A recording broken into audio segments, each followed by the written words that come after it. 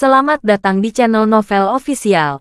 Sebelum kalian mendengarkan novel Pesona Pujaan Hati, jangan lupa like, share, and subscribe. Kalau tidak ku sentil jantung kalian. Hehehehe. Tanpa lama-lama lagi langsung saja kita masuk di alur cerita novelnya. Bab 2851.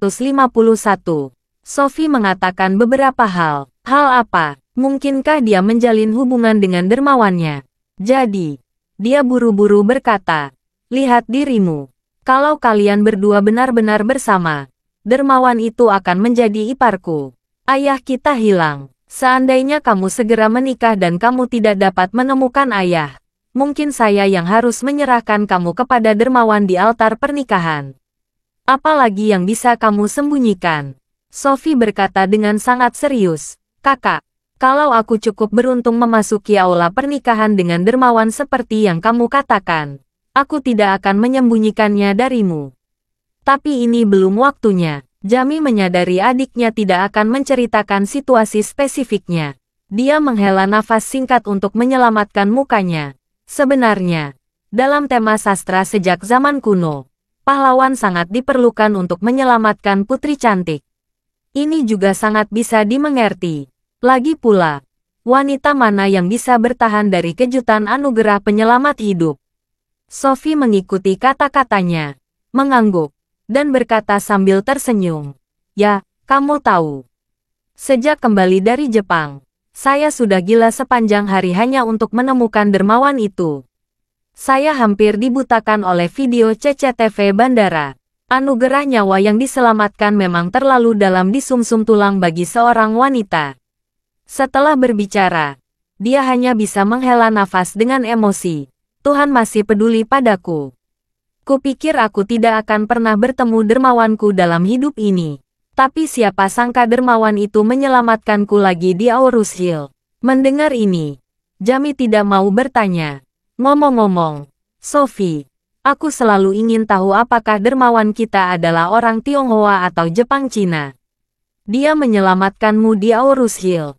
Apakah dia diam-diam memperhatikanmu? Jami menanyakan pertanyaan ini karena dia ingin mendapatkan lebih banyak informasi tentang dermawan itu. Kalau berasal dari Aurus Hill, cakupannya bisa dipersempit. Bagaimana mungkin Sophie gagal memahami motif sebenarnya kata-kata kakaknya? Sophie berpura-pura sedikit pemalu. Dan dengan tampang pemalu dia berkata, Kakak, saya tidak bisa melakukan penyesuaian ini. Tebak saja sendiri. Jami berpikir dalam hati. Kamu tiba-tiba menjadi sangat pemalu dan terlihat seperti seorang gadis yang sedang jatuh cinta. Apa aku masih harus menebaknya? Pantas saja sang dermawan muncul di Kyoto dan muncul di Aurus Hill. Ternyata dia datang untuk Sophie. Mungkinkah sejak saat itu, dia juga tertarik pada Sophie? Waktunya tepat. Sophie datang ke Aurus Hill bersama ibunya terlebih dahulu, dan tinggal di Aurus Hill selama beberapa hari sebelum kejadian. Diperkirakan saat pertama kali datang ke Aurus Hill, dermawan sudah mendengar kabar tersebut dan menyusul. Kalau tidak, dermawan tidak akan punya waktu menyelamatkan Sophie dalam waktu secepat itu. Memikirkan hal ini, Jami semakin panik. Awalnya, dia dan kakeknya khawatir Jumapers ini akan memberikan pukulan yang lebih fatal bagi reputasi pribadi lelaki tua itu. Namun, sekarang tampaknya dermawan yang bersembunyi di kegelapan adalah bahaya nyata yang perlu diwaspadai. Jadi, Jami menghela nafas, dan berkata, Hei, jika hubunganmu dengan dermawan berhasil, aku, sebagai kakak laki-laki, akan berbahagia untukmu 10.000 kali. Untuk kakek, aku tidak bisa menyarankan lebih jauh. Tapi saya tetap menyarankan kamu berpikir 2 kali. Masih ada waktu. Kamu harus mempertimbangkannya lagi. Sophie tahu bahwa apa yang dikatakan kakaknya hanya untuk mengakhiri pembicaraan. Sangat mungkin dia akan segera melaporkan masalah tersebut kepada lelaki tua itu. Dia baru saja menceritakan sedikit tentang dermawan dan ringkasan bom asap lagi. Dia sudah berhasil menyembunyikan kakaknya, dan kognisinya telah disesatkan. Ini sebenarnya tujuan Sophie. Dia menyadari kemampuannya terbatas, apalagi kekuatannya. Dia menggunakan dermawan untuk berpura-pura menjadi kuat. Meskipun merasa sedikit malu, itu hanya menjadi harimau palsu. Dia belum mengungkapkan informasi apapun tentang dermawan kepada dunia luar. Jadi, dia berkata kepada Jami, "Kakakku, jangan ikut campur dalam masalah ini. Biarkan aku yang menanganinya sendiri." Jami melihat sikap Sophie dengan tegas. Dia berhenti membujuknya. Dia akan melaporkan situasi penting yang baru dia beritahu kepada kakek Schultz, untuk melihat seperti apa sikap lelaki tua itu. Memikirkan hal ini, dia tidak mengatakan apa-apa, hanya menghela nafas dan berkata, "Kamu bisa berpikir sendiri dulu. Kalau kamu punya ide, kamu juga bisa berbicara denganku. Aku tidak akan pergi ke venue hari ini. Aku akan kembali ke kamar dan berbaring sebentar." "Baiklah." Sophie meminta Jami keluar dari kamar. Begitu pintu tertutup, ekspresi langsung menjadi sangat acuh tak acuh. Jami tidak mampu menahan rasa khawatir di hatinya, menarik kembali ke dalam ruangan dengan wajah khawatir. Bab 2852. Sophie menebak Jami dengan akurat. Hal pertama yang dilakukan Jami setelah kembali ke kamar adalah segera melaporkan percakapannya ke Cat Van secara mendetail. Ketika Cat Van mendengar Jami menceritakan Sophie memutuskan untuk menuntut sanksi hukum pada jumpa pers malam ini, Cat Van langsung merasa sangat cemas. Dia tentu saja memiliki cara untuk menghindari hukum. Yang sebenarnya dia khawatirkan adalah dia tidak akan pernah kembali jika dia dikacaukan oleh Sophie seperti ini. Sebab, selama dia menaati hukum, masyarakat di seluruh negeri tidak akan mudah melupakan hal ini. Dengan demikian, jika dia pergi, dia akan menderita dan menderita seperti tikus jalanan. Dalam reputasinya, dia tidak akan pernah berdiri tegak lagi. Tepat ketika dia tidak tahu bagaimana menghentikan Sophie mencela dirinya sendiri dalam jumpa pers, Jami menyampaikan berita lain yang mengejutkannya. Jami menjelaskan, "Saya bertanya pada Sophie. Sepertinya dia menjalin hubungan dengan Master Misterius itu. Saya pikir Master Misterius itu mungkin tahu Sophie datang ke Aurus Hill. Jadi dia segera datang. Ini juga menjelaskan bagaimana dia bisa menyelamatkan Sophie dan ibu begitu kejadian terjadi." Telapak tangan Cat Van berkeringat. Dia menemukan segala sesuatunya memang berjalan ke arah yang terburuk. Dia khawatir Sophie dan Helen selamat, dan mereka akan kembali seolah-olah tidak terjadi apa-apa. Dia takut Sophie diselamatkan oleh Master Cina Jepang itu. Dan ternyata itu memang dia. Dia takut ada orang di belakang Sophie yang mendukung sepanjang waktu. Dan tanpa diduga, mereka berdua tampaknya memiliki hubungan cinta kasih. Dalam situasi ini, solusi terbaik yang dapat dipikirkan Cat Van adalah dengan cepat memperbaiki hubungan dengan Sophie. Selain itu, sepertinya tidak ada pilihan lain yang lebih baik. Jika hubungan dengan Sophie dapat diperbaiki sesegera mungkin, emosi dan perilaku Sophie dapat distabilkan untuk sementara waktu. Dia bisa menghilangkan kemungkinan buruk dari pertemuan pers, juga mengurangi ancaman Master Misterius itu. Dalam hal itu, dia juga bisa memenangkan lebih banyak inisiatif. Keputusan untuk membuat Sophie melepaskan penjagaannya, sehingga dia dapat mengetahui informasi spesifik Master Misterius melalui dia. Lalu berusaha menyingkirkan Master itu sepenuhnya, dan kemudian menemukan kesempatan lain untuk mengirim Sophie ke luar negeri dan menempatkan dia di bawah tahanan rumah.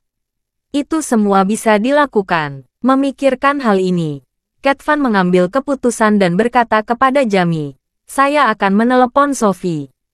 Kita lihat apakah saya bisa membujuknya." Jami buru-buru berkata, "Kakek, kalau kamu menelepon Sophie sekarang, dia akan tahu kalau aku diam-diam bersekongkol denganmu." Cat Van berkata dengan ringan, "Sophie cerdas. Bahkan jika aku tidak meneleponnya, dia seharusnya sudah bisa menebaknya. Setelah kamu tiba-tiba kembali dan menanyakan hal-hal ini." Setelah berbicara, Cat Van menghela nafas lagi, dan melanjutkan, "Mungkin Sophie sengaja melakukan ini dan menggunakan mulutmu untuk menyampaikan kata-kata ini kepadaku. Lalu dia bisa bernegosiasi denganku." Cat Van sangat mengenal cucunya dengan sangat baik. Sophie sangat pintar sejak kecil. Dia jelas tidak sebanding dengan cucunya yang lain. Tidak mungkin dia dipimpin oleh Jami. Ketika Jami mendengar kakeknya mengatakan ini, dia merasakan pipinya terbakar melalui telepon. Bab 2853. Jami tahu adiknya memang jauh lebih pintar dari dirinya. Tetapi tetap saja, kata-kata kakeknya melukai harga dirinya. Pada saat yang sama, dia bertanya dalam hati, mungkinkah Sophie benar-benar menggunakan saya untuk menyampaikan pesan kepada lelaki tua itu? Cat Van tidak punya waktu untuk peduli dengan suasana hati Jami. Dia berkata, itu saja. Saya akan menelepon Sophie. Cat Van menutup telepon dan langsung menelepon Sophie. Sophie sedang duduk di depan meja, menatap ponselnya. Melihat telepon berbunyi dan berbunyi kakek 2 kali, dia langsung menghela nafas lega. Namun, dia tidak segera mengangkat teleponnya. Dia baru menekan tombol jawab ketika telepon berdering 4 kali. Begitu telepon tersambung, Sophie bertanya dengan dingin, "Ada apa kakek meneleponku?" Mendengar pertanyaannya, Cat Van menjelaskan, "Sophie, kakek menelepon untuk meminta maaf. Mengenai apa yang terjadi padamu dan ibumu. Kakek benar-benar harus bertanggung jawab penuh. Kakek ingin menjelaskannya padamu. Kakek tidak pernah berniat menyakitimu.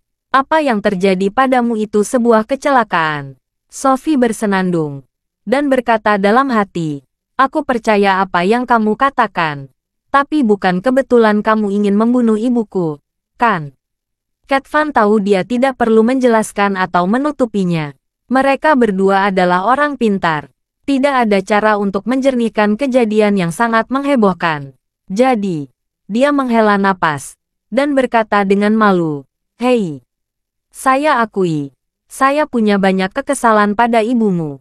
Terutama karena dia pergi ke Aurus Hill dan secara terbuka berpartisipasi dalam pelanggan rumah tua Curtis Wade. Ini membuat kita semua bertanya-tanya. Saya kehilangan muka, dan saya sangat marah karena membuat keputusan yang tidak rasional. Saya harap kamu memahami kesulitan saya sampai batas tertentu." Sophie tidak berkata rendah hati atau sombong. "Ya, buku memang tidak pantas dalam hal ini. Tapi menurutku dia benar. Kakek tahu, ayahku yang menghidupkan pernikahan lebih dulu. Dia sudah selingkuh dari ibuku ketika dia mengandung. Ayah memiliki anak perempuan di luar nikah. Kamu juga tahu ini. Sebaliknya, ibuku datang ke Aurus Hill setelah dia meminta cerai dari ayah. Menurutku, tidak ada masalah mendasar dengan apa yang ibu lakukan.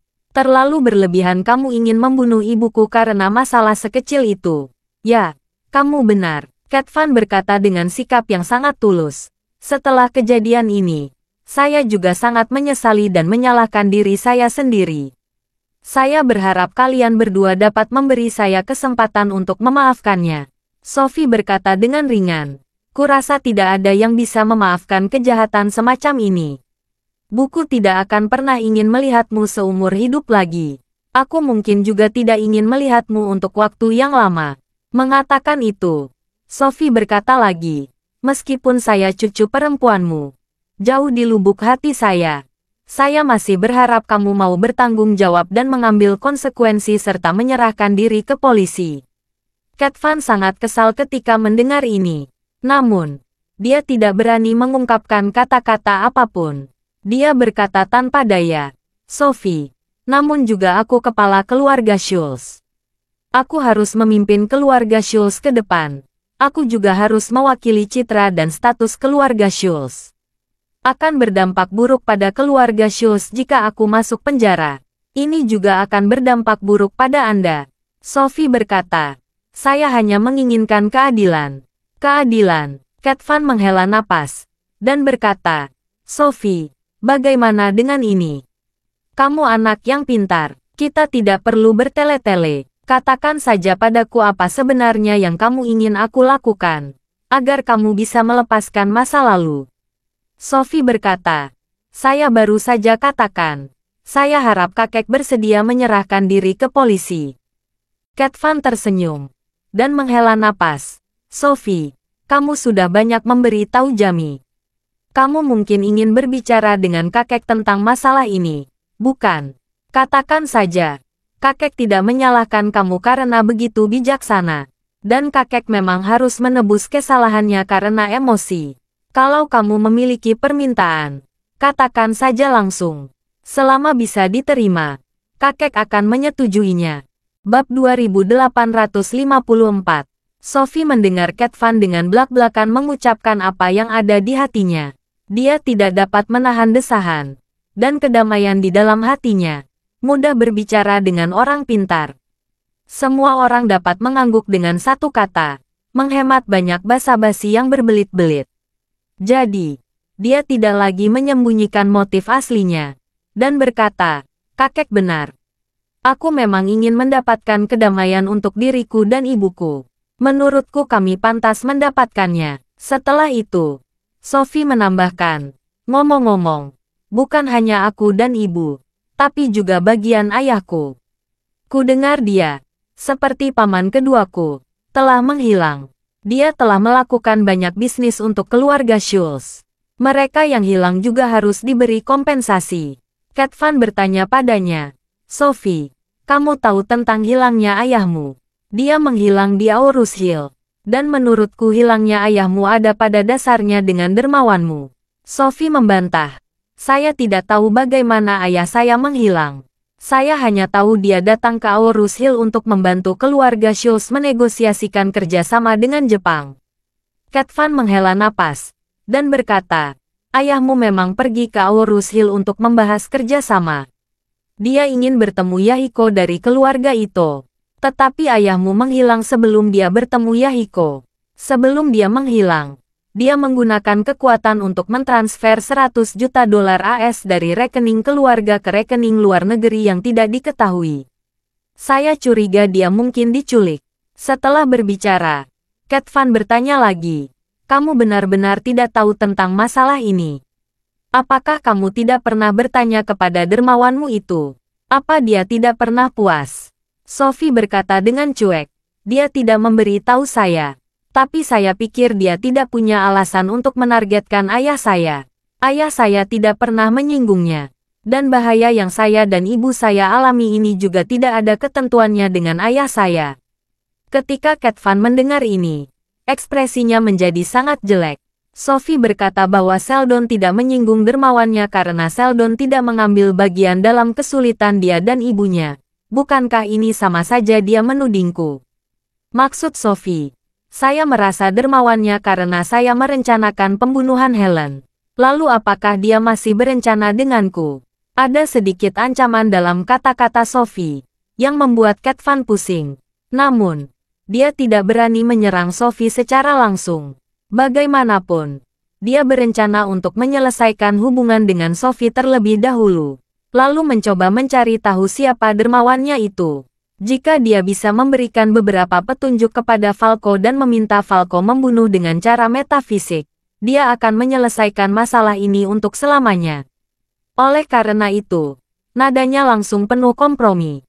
Cat Van berkata dengan emosi, "Sophie, apa yang kamu katakan memang salah. Aku turut berduka cita untukmu dan ibumu.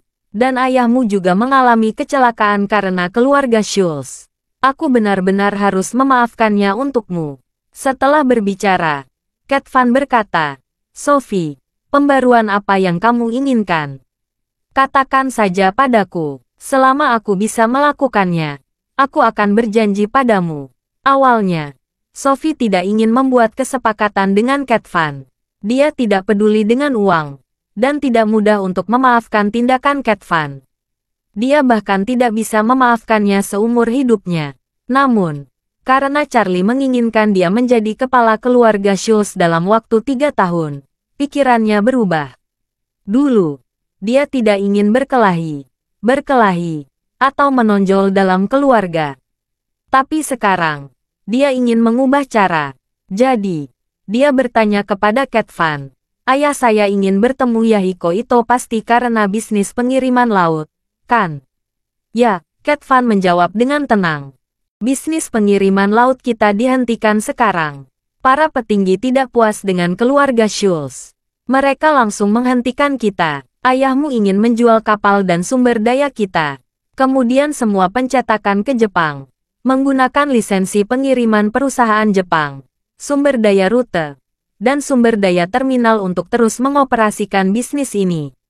Tapi sayang sekali, Sophie berkata saat ini, ya, saya ingin keluarga Schultz mentransfer bisnis ini kepada saya. Di masa mendatang, saya yang menjadi penguasa semua bisnis transportasi laut keluarga Schultz. Saya juga akan mengendalikan semua sumber daya terkait. Bab 2855. Saya juga meminta, saya yang bertanggung jawab penuh atas semua operasi dan keuangan secara mandiri. Ekuitas juga menjadi milik saya sendiri. Saya tidak akan memiliki afiliasi apapun dengan keluarga Schultz. Cat Van tidak pernah menyangka nafsu makan Sophie akan sebesar ini. Dia berpikir dalam hati, gadis kecil Sophie, kamu menginginkan seluruh bisnis pengiriman laut keluarga Schultz. Total aset keluarga Schultz dalam bisnis ini saja melebihi 300 miliar yuan. Jumlah ini setidaknya 20% aset keluarga Schultz. Gadis ini sangat ingin berjalan dalam satu napas. Dia benar-benar memiliki nafsu makan yang besar. Cat Van diwajibkan dengan kekuasaan. Baginya, dia adalah salah satu dari 10.000 orang yang tidak bersedia berbagi kekuasaan dengan orang lain. Oleh karena itu, di usia yang begitu lanjut, dia masih menguasai posisi kepala keluarga Schultz dengan kuat.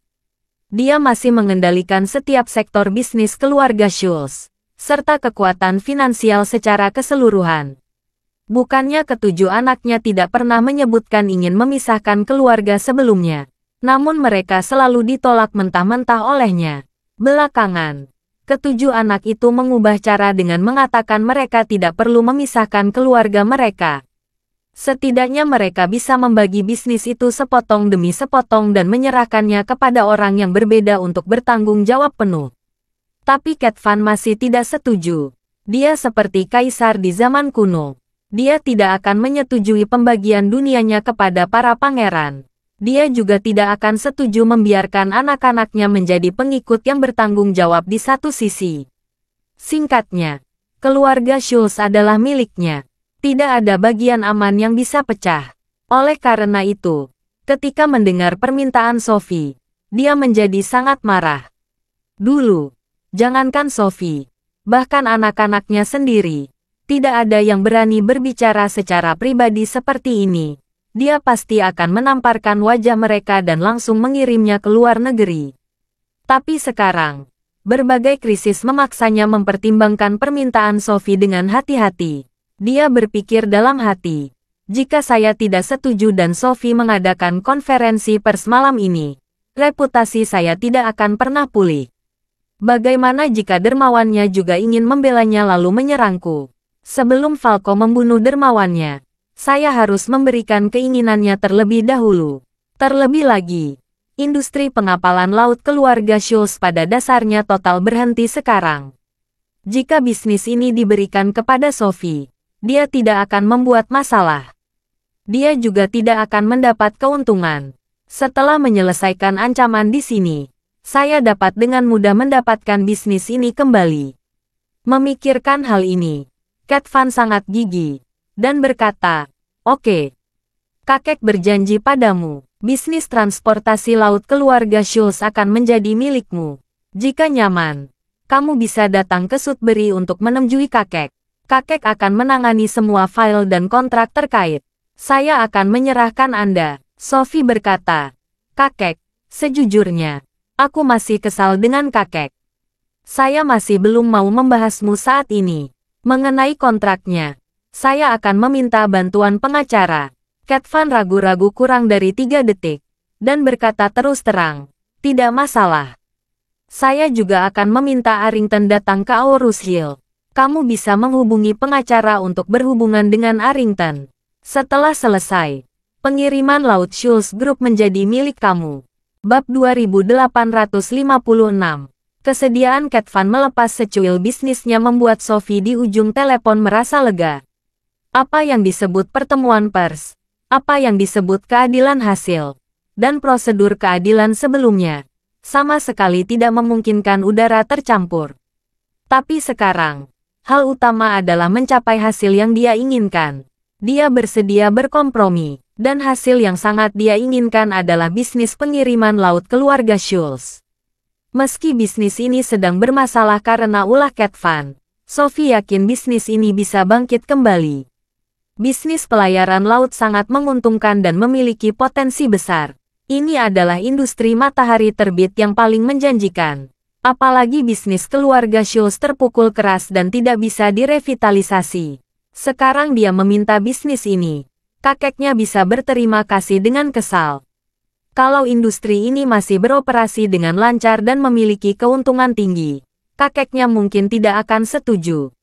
Jadi, Sophie berkata kepada Cat Van, "Kakek, kita telah mencapai kesepakatan. Harap atur agar Arrington datang sebelum gelap, dan cobalah menandatangani kontrak sebelum jumpa pers." Tanpa basa-basi lagi, Cat Van segera berkata, "Saya akan meminta Arrington naik helikopter ke sana sekarang. Tidak akan lebih dari 1 jam.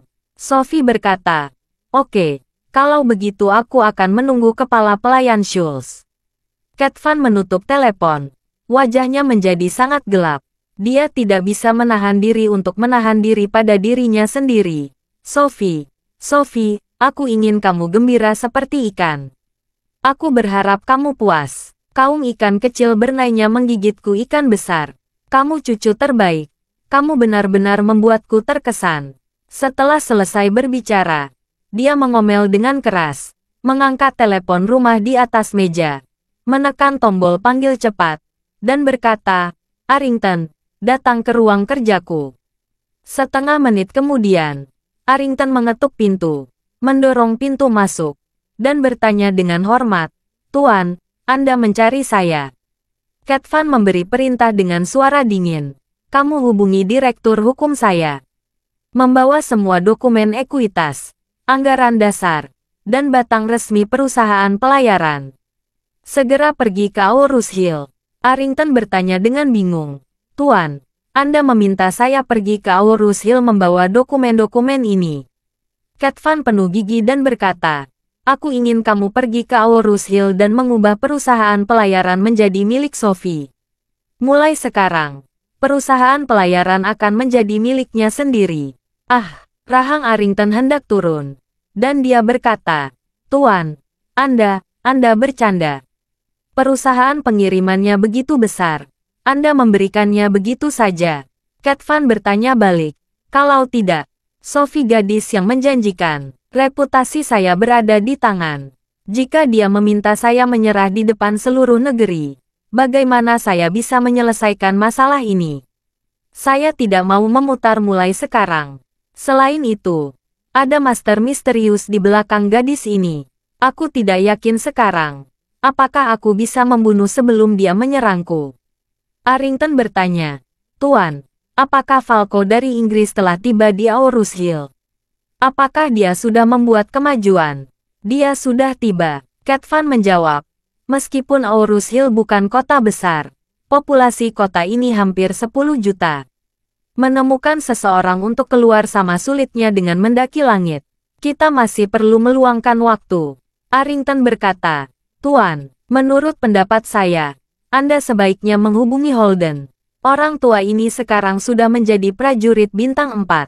Jika Anda dapat berjanji dia untuk melindungi Anda secara pribadi, keselamatan Anda pasti akan terjamin dan mendapat perlindungan yang lebih besar. Anda tidak perlu takut master itu datang mengganggu Anda." Bab 2857. Cat Van menghela nafas. Holden tidak memberikan kelonggaran apapun. Saya pikir dia telah memutuskan menarik garis yang jelas dengan kita. Tidak ada gunanya bertanya. Setelah itu, Cat Van berkata lagi, "Bahkan jika Holden masih memiliki kesempatan, dia tidak akan datang dalam waktu singkat. Jadi kamu harus pergi ke Aurus Hill dulu. Berikan perusahaan pelayaran ke Sophie, dan stabilkan dia. Lewati rintangan hari ini dengan aman." Arrington hanya bisa menganggukkan kepalanya, dan berkata dengan hormat, "Baik, Tuan. Saya siap berangkat sekarang." Pada saat bersamaan, Charlie menerima telepon dari Yasita. Keluarga Harker telah memilih 10 anggota keluarga dengan kekuatan terkuat, bakat tertinggi, dan kesetiaan tertinggi. Mereka akan segera melapor ke Aurus Hill. Menurut Yasita, "Tuan Holden, yang baru saja menembus meridian keempat dan menjadi seniman bela diri bintang 4, juga menjadi salah satu dari 10 orang ini tanpa ragu-ragu. Charlie sebenarnya tidak peduli siapa keluarga Harker yang akan datang. Dia tidak terlalu membutuhkan keluarga Harker. Namun, mendengar lelaki tua keluarga Harker pergi secara langsung, Charlie merasakan ketulusan keluarga ini. Karena keluarga Harker akan segera tiba malam ini, Charlie sengaja datang ke Shangri-La dan memberitahu Rosalie kabar ini. Rosalie sangat bersemangat mendengar ibu dan kakeknya akan datang. Setelah mendengar kakeknya berhasil menembus 4 meridian dan menjadi seniman bela diri bintang 4, dia semakin bersemangat dan menangis. Dia memandang Charlie dan berkata sambil terisak, menerobos 4 meridian dan menjadi seniman bela diri bintang 4 adalah keinginan terbesar kakek saya dalam hidupnya. Saat memasuki usia 60 tahun, dia menyadari tidak ada harapan untuk menerobos. Jadi dia terus berjalan dan menganggap ini sebagai penyesalan terbesar dalam hidupnya. Berbicara tentang ini, Rosalie berkata dengan rasa terima kasih, Tuan Wade, semua ini berkat kesempatan yang Anda berikan. Kalau bukan karena ramuan Anda, kakek tidak akan pernah memiliki kesempatan seperti itu. Terima kasih, Charlie sedikit tersenyum. Kamu tidak perlu berterima kasih padaku untuk semuanya. Meskipun kerjasama dengan keluarga Harker memang demi kamu, tetapi kerjasama semacam ini juga setara. Ini bukan amal sepihak dari saya. Selain itu, saya mungkin akan membutuhkan orang-orang dari keluarga Harker di banyak tempat. Jika keluarga Harker dapat bekerja sama dengan sepenuh hati, saya pasti akan memberi keluarga Harker lebih banyak kesempatan untuk semakin maju. Kesempatan seperti ini bukan hanya tentang uang dan pil, juga termasuk tinju internal yang lengkap dan seni bela diri internal lainnya. Ketika Charlie mengatakan ini, dia berhenti sejenak dan bertanya, menurut pengamatan saya, metode tinju internal yang dikembangkan oleh keluarga Harker belum lengkap. Saya tidak tahu apakah yang saya katakan salah. Rosalie dengan cepat menjawab, Tuan Muda Wade sangat teliti. Anda bahkan dapat melihat ini. Bagaimanapun, Rosalie menjelaskan dengan jujur, sebenarnya, metode tinju internal keluarga Harker yang telah diwariskan selama ratusan tahun tidak diciptakan oleh leluhur keluarga kami. Tinju ini didapat secara kebetulan oleh leluhur kami. Sebenarnya, ketika saya pertama kali mendapatkannya, itu hanyalah volume yang terfragmentasi, yang sebagian besar sudah hilang. Jadi keluarga Harker memiliki banyak celana saat berlatih metode tinju internal ini. Mudah mengalami gangguan energi internal dan membahayakan kehidupan. Karena alasan ini keluarga Harker menetap di tempat terdingin di Tiongkok. Karena semakin dingin, semakin kecil kemungkinan adanya gangguan energi internal. Bab 2858. Charlie mengangguk mengiyakan. Faktanya, jalur seni bela diri sudah banyak menurun dan menghilang sejak zaman kuno. Dari dinasti Song hingga akhir dinasti Ming dan awal dinasti Qing, itu adalah periode yang relatif makmur untuk perkembangan seni bela diri. Di era senjata dingin, kungfu sangat berguna. Selain untuk melindungi keluarga dan membela negara, juga digunakan untuk mencari nafkah. Kecuali para sarjana, banyak yang ingin menjadi ahli bela diri. Namun, pada dinasti Qing, kekuatan asing menggunakan senjata untuk merebut negara. Para praktisi seni bela diri yang tak terhitung banyaknya menyadari, keterampilan kerja keras mereka tidak sebanding dengan senjata atau meriam pihak asing. Pada awalnya, banyak seniman bela diri yang patriotik dan setia mengabdi di negara. Namun kekuatan mereka tidak layak disebut di depan senjata panas. Salah satu hal yang paling menakjubkan adalah saat ribuan orang dan menonton ratusan tentara asing di jalur Dongjiaomin. Mereka menyerang selama 56 hari, tapi mereka tidak bisa masuk.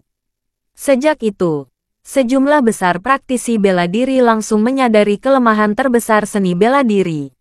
Kecintaan mereka pada seni bela diri juga mundur. Alasannya karena mereka telah melihat celah yang sangat besar dan menyadari kerja keras seumur hidup mereka bukanlah tandingan peluru tunggal. Sejak itu, terjadi perang bertahun-tahun di negara ini. Ada banyak masalah internal dan eksternal. Ada peluncuran pengembangan senjata yang memperlebar jarak antara seni bela diri dan senjata. Oleh karena itu, sejak dinasti Qing, seni bela diri mulai menurun dan belum bisa bangkit kembali hingga sekarang. Awalnya, di Cina dengan populasi 2 hingga 3 miliar orang, ada jutaan atau bahkan puluhan juta orang yang berlatih seni bela diri. Namun sekarang, hanya ada ratusan ribu praktisi seni bela diri. Tidak lebih, banyak teknik tinju internal secara bertahap hilang selama periode waktu ini. Banyak praktisi seni bela diri tidak memiliki satu set lengkap teknik tinju internal untuk berlatih. Ini bisa dianggap sebagai tragedi besar penurunan seni bela diri. Namun, para praktisi seni bela diri saat ini tidak kalah antusiasnya dibandingkan para pendahulu mereka. Contoh keluarga Harker. Sebenarnya keluarga Harker selalu ingin menyempurnakan metode tinju internal mereka yang tidak lengkap. Tapi sayangnya mereka tidak bisa menemukan petunjuk yang relevan. Bagi Charlie, teknik tinju internal bukanlah hal yang istimewa. Ada banyak teknik tinju internal yang direkam dalam buku apokaliptik, yang bahkan tidak dia latih dan gunakan. Karena dia telah melampaui level seorang seniman bela diri, teknik tinju internal ini tidak berharga baginya. Namun, jika dia dengan santai mengeluarkan salah satu teknik tinju internal dalam buku apokaliptik, itu mungkin sudah cukup membuat semua keluarga seni bela diri di dunia salinan. Yang menarik adalah, di antara praktisi bela diri di seluruh negeri, satu-satunya yang telah menguasai metode tinju internal yang lengkap adalah Aurora Quinton. Dia baru saja memasuki dunia ini dan tidak memiliki latar belakang atau sekte. 4 tapak gajah yang diam-diam dia latih sekarang adalah metode tinju internal lengkap yang ditemukan Charlie dari buku apokaliptik. Oleh karena itu, Charlie membuka mulut dan berkata kepada Rosalie, ketika saatnya tiba, saya akan memberikan keluarga Harker metode tinju internal yang lengkap. Saya dapat membantu keluarga Harker ke tingkat yang lebih tinggi. Ketika Rosalie mendengar ini, dia ketakutan dan juga bersemangat. Dia sangat yakin Charlie memiliki teknik tinju internal yang lengkap. Dia hanya tidak menyangka Charlie akan bersedia memberikannya kepada keluarga Harker. Meskipun Charlie tidak mengatakan untuk memberikannya segera atau pasti, dia mengatakan akan memberikannya ketika waktunya tepat. Yang berarti jika waktunya tepat, dia bersedia memberikannya. Rosalie sangat jelas tentang pentingnya metode tinju internal yang lengkap. Jadi ketika mendengar ini, dia tidak sabar berharap keluarga Harker bisa menjadi orang kepercayaan Tuan Muda Wade secepat mungkin. Sehingga dia juga bisa mendapatkan teknik tinju internal dari Charlie secepat mungkin. Bab 2859. Saat Charlie sedang berkumpul dengan Rosalie, ponselnya menerima telepon dari Stephen Thompson. Ini membuat Charlie penasaran. Tidak biasanya Stephen sering menghubunginya. Setiap dia menghubungi dirinya, biasanya ada yang sangat penting. Jadi, dia dengan cepat menerima telepon dan bertanya, Tuan Thompson, Anda mencari saya untuk sesuatu yang penting, bukan? Stephen tersenyum kecil dan berkata, Tuan Muda, saya tidak memiliki hal penting untuk ditanyakan. Hanya ada sesuatu yang mungkin memerlukan saran Anda. Charlie bertanya, ada apa? Stephen berkata, ini Sophie, nona tertua keluarga Schultz. Dia ingin menyebarkan langsung jumpa pers di seluruh jaringan malam ini. Dia juga menghubungi platform video pendek yang Anda minta untuk dibeli oleh keluarga Wade. Dia berharap kita ikut berpartisipasi dalam jumpa pers dan siaran langsung online pertemuan tersebut. Dia juga berharap kita memberikan beberapa sumber yang direkomendasikan. Jadi saya ingin bertanya untuk memberikan ide dan ingin tahu apakah Anda setuju. Charlie tidak terlalu memperhatikan berita hari ini. Dia tidak tahu tentang pertemuan pers Sophie. Mendengar apa yang dijelaskan Stephen Thompson, dia bertanya dengan sangat ingin tahu, mengapa Sophie tiba-tiba mengadakan jumpa pers. Apa dia mengungkapkan sebelumnya? Apa yang akan dirilis? Stephen buru-buru menjelaskan. Konon ini terkait dengan pengalaman kedua wanita tersebut beberapa waktu lalu. Hilangnya dua wanita tersebut dalam kecelakaan mobil mendapat perhatian besar dari masyarakat di seluruh negeri. Dia sekarang sudah kembali ke mata publik. Dia harus memberikan penjelasan kepada semua orang. Berbicara tentang ini, Stephen berhenti sebentar, lalu melanjutkan. Dan saya pikir dia pasti menahan langkah besar dalam mengatur lompatan pers ini. Mungkin dia memanfaatkan kesempatan ini untuk melancarkan serangan pada kakeknya di depan orang-orang di seluruh negara. Itu sebabnya saya menelepon Anda untuk bertanya, apakah kita bisa terlibat dalam masalah ini? Charlie ragu-ragu sejenak, dikombinasikan dengan karakter Sophie, memikirkan masalah ini, dan berkata, Tuan Thompson, platform video pendek kita bisa menyebarkannya secara langsung. Stephen berkata, Tuan, jika Sophie benar-benar menyerang Cat Van nanti malam, itu juga akan banyak mengarahkan kita. Seluruh Eastcliff tahu platform video pendek TikTok ada di tangan keluarga Wade. Kalau kita membantu siaran langsung Sophie, mungkin kita akan mendapat kejutan dari dalam. Masyarakat yang tinggi memiliki aturan masyarakat yang tinggi. Secara umum, masyarakat kelas atas tidak menyukai perilaku tingkat rendah yang melakukan trik kecil di belakang layar. Di masa lalu, banyak orang kaya yang memanipulasi pasukan buzzer, orang yang sama sekali tidak relevan bagi mereka. Bahkan jika seluruh dunia mengira itu dilakukan sendiri, tidak ada bukti langsung. Tapi keluarga Wade kali ini berbeda. Orang-orang di seluruh negeri tahu TikTok adalah milik keluarga Wade. Jika keluarga Wade dengan sengaja membuat keluarga Schultz kesal di platform mereka, pasti akan mengarahkan ke mata orang luar. Charlie berkata sambil tersenyum saat ini. Menurutku, Sophie tidak akan menyerang kakeknya nanti malam. Anda tidak perlu ragu menyebarkannya secara langsung. Percaya saja, Stephen bertanya kepadanya. Tuan, Anda begitu yakin? Charlie sambil menjawab sambil tersenyum. Kalau aku harus menjelaskan logika dengan jelas, akan menjadi cerita yang panjang. Kamu harus percaya padaku, Stephen buru-buru berkata. Baiklah muda tuan. Oke, Charlie bertanya sambil tersenyum. Tuan Thompson, ada apa lagi? Stephen Thompson berkata, tidak ada yang lain. Charlie berkata, hubungi saya jika ada yang harus dilakukan. Bab 2860. Setelah menutup telepon, Rosalie yang berada di samping Charlie buru-buru bertanya, Tuan Wade, saudari Sophie akan mengadakan jumpa pers. Ya, Charlie berkata sambil tersenyum. Acara itu juga akan disiarkan langsung di seluruh jaringan di banyak platform. Saya perkirakan setidaknya puluhan juta orang akan menontonnya secara online. Rosalie bertanya dengan bingung. Lalu mengapa pertanda dia tidak akan menyerang Cat Van? Ini kesempatan bagus untuk merusak reputasi Cat Van. Charlie sedikit tersenyum. Sepertinya kakakmu sedikit lebih pintar darimu. Rosalie menjulurkan lidahnya dengan malu-malu. Dan berkata dengan genit, bagaimana saya bisa dibandingkan dengan saudari Sophie? Saudari Sophie menerima pendidikan elit sejak masih kecil. Dia juga seorang siswa terbaik yang lulus dari universitas ternama. Sedangkan saya baru menerima 9 tahun wajib belajar, paling tinggi sekolah menengah. Charlie menggelengkan kepalanya dan berkata sambil tersenyum, itu tidak sesuai dengan jumlah pendidikan. Yang utama adalah Sophie tahu apa yang dia inginkan. Rosalie bertanya dengan rasa ingin tahu. Tuan Wade, bisakah Anda memberi tahu saya lebih banyak tentang itu? Charlie menjelaskan. Semua orang yang berpikir bertemu dengan saudaramu ini adalah kesempatan yang sangat baik untuk menyerang Cat Van.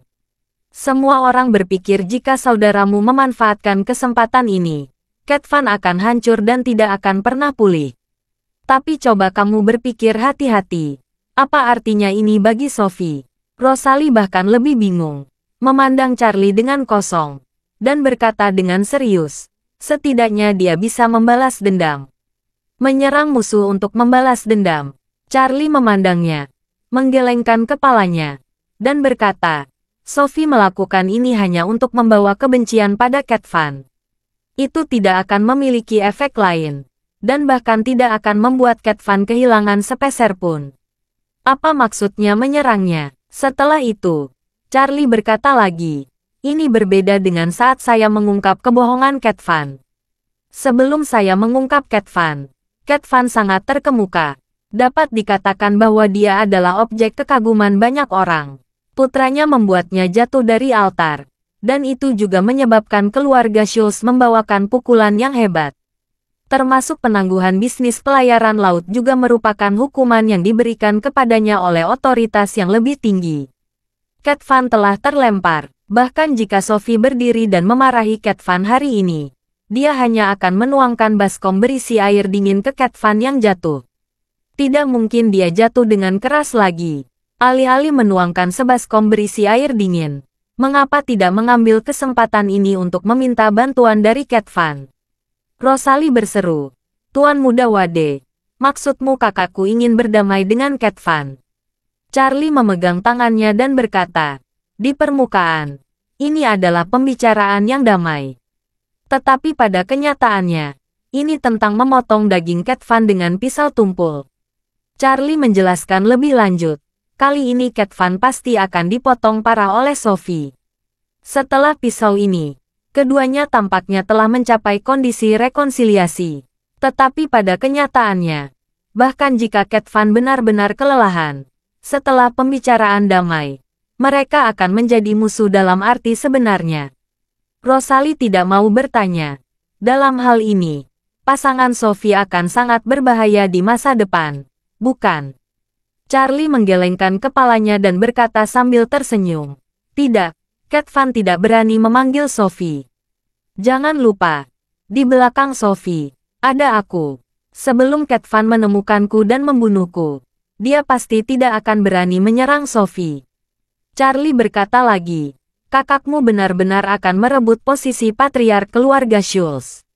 Setelah itu, permusuhan dan kebencian akan bisa dihentikan.